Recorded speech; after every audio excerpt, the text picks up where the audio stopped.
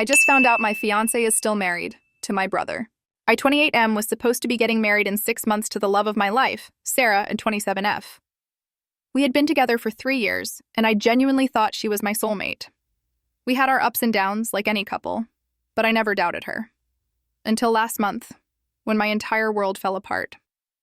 Sarah was always great with my family, especially my older brother Jake, 30M. He had been married years ago, but he never talked about his ex. I assumed it was just a painful breakup, so I never pushed him. Now I wish I had. A few weeks ago, Sarah started acting weird.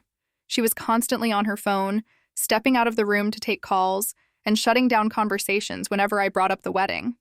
I assumed it was just stress. Then my mom called me, crying. She had been helping Jake move into his new apartment and found an old wedding photo in one of his storage boxes. When she described the bride in the picture, I felt my stomach drop. It was Sarah. At first, I thought there had to be some mistake. Maybe someone who just looked like her? Then Mom sent me the picture.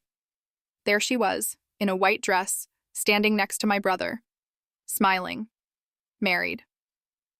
When Sarah got home that night, I didn't say anything at first. I just put the photo on the table. She froze. Her face went completely pale.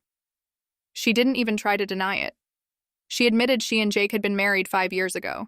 It was a reckless decision and things fell apart quickly. They agreed to separate and move on.